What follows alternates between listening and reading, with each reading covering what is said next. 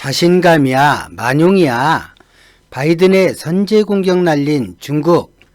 날도 춥고 코로나도 기승인데 적당히 하라는 한국입니다. 적당한 시점이 있습니다.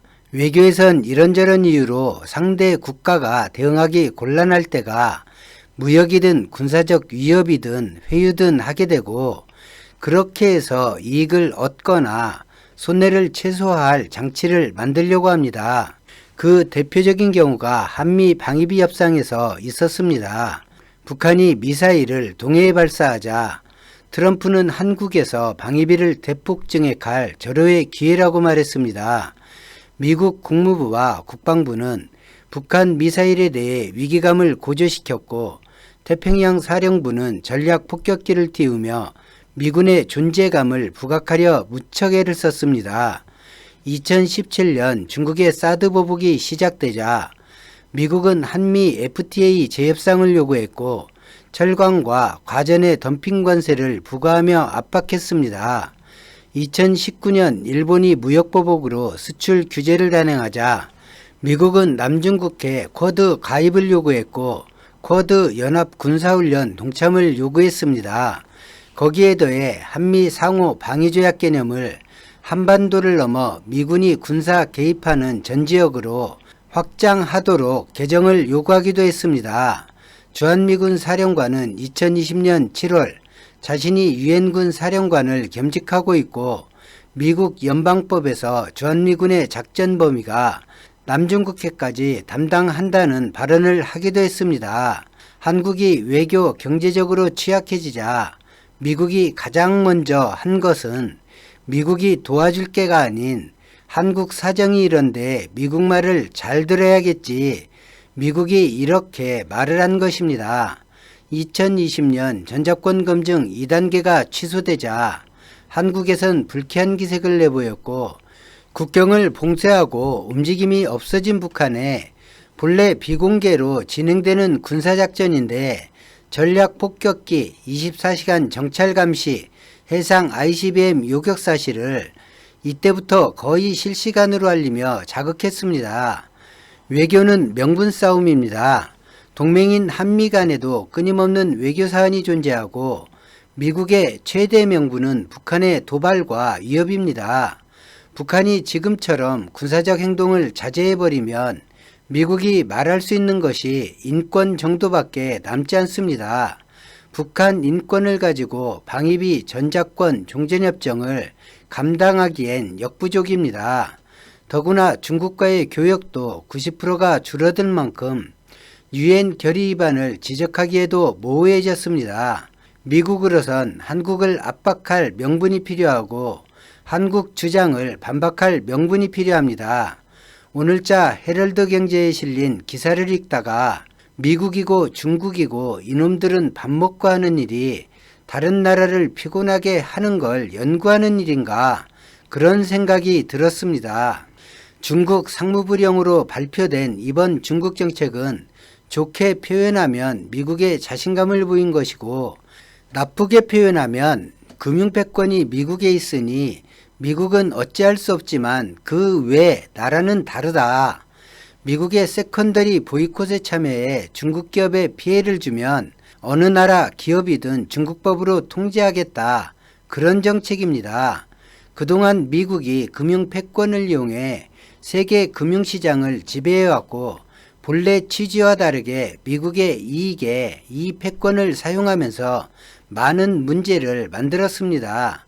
일명 세컨더리 보이콧이라는 것과 미국 상무부령을 위반하면 미국과 거래를 중단하게 하는 정책이 그것입니다.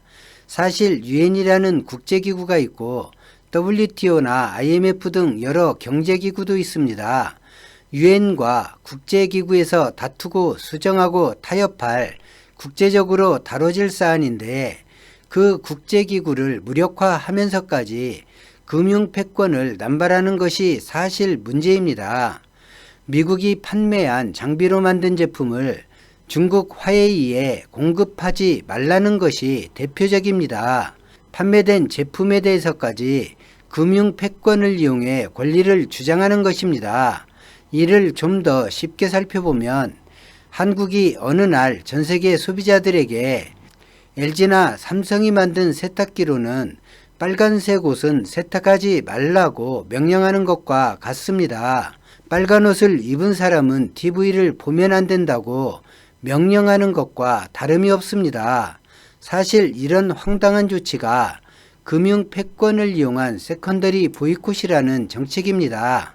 대북 제재의 경우 유엔 제재가 있습니다. 별도로 미국 제재도 있습니다. 중국 제재나 이란 제재의 경우 유엔 제재는 없고 미국의 금융 제재만 있습니다. 현재 홍콩 행정관이 미국의 제재 대상이어서 홍콩의 금융기관을 이용하지 못하고 있습니다. 홍콩의 통치권자가 홍콩에서 은행을 가지도 못합니다. 최근 불거진 이란의 유조선 피랍에서 알 수 있듯 한국은 외상값을 갚고 싶어도 못하게 됩니다. 어느 나라든 자국법으로 자국 내에 영향을 미치는 건 너무나 당연하다 하겠습니다. 그런데 미국은 자국을 넘어 타국을 좌지우지하려 하고 그 수단으로 금융패권을 사용하고 있습니다. 그 황망한 짓을 모양은 조금 다르지만 중국이 하겠다고 상무부령을 만든 것입니다. 미국의 세컨더리 보이콧에 참여해 다른 나라 기업이 중국 기업에 피해를 주면 중국 법원에 제소의 손해를 물리겠다는 내용입니다. 미국이 중국을 제재하는 가장 큰 목적은 중국 특정 기업의 투자를 막아 자금줄을 끊어 고사시키겠다는 것입니다. 이 때문에 중국은 미국 제재로 자국 기업이 피해를 보면 손실을 보전해 줄 상무부령도 함께 만들었습니다. 중국 법원에 제소하고 피해 금액을 받겠다는 중국의 상무부령은 정치적 이해에 따라 제한적으로 적용이 될 것입니다. 중국 공산당의 선택에 따라 이루어진다는 것이죠. 세상엔 미국만 있는 것이 아니다. 중국의 적대 정책만 하지 말아달라는 방침에서 처음으로 줄을 잘 서라 라고 공식적으로 세계 각국에 통보한 것입니다. 중국은 코로나로 세계가 정신이 없고 미국은 미국대로 내부를 수습해야 해서 대응할 정신이 없는 지금이 적기라고 판단해 이런 발표를 했습니다. 2021년 세계는 코로나 하나로도 버거운데 무시할 수도 무시당하지도 않는 두 나라가 참 머리 아프게 만들고 있습니다. 이런 때 가장 좋은 방법은 무엇일까요? 현재 한국 정책을 유지하는 것입니다. 어느 나라에 줄 설 필요가 없습니다. 돌아서면 무섭고 골치 아픈 나라라는 걸 미중 두 나라가 인식하도록 하면 그만입니다. 냉전 사고방식으로 어느 편이든 줄을 서버리면 대한민국의 지리적 경제적 가치는 사라지고 장기판에 조리되어 이리저리 휩쓸리게 될 것입니다. 오늘 영상은 여기까지입니다. 고맙습니다.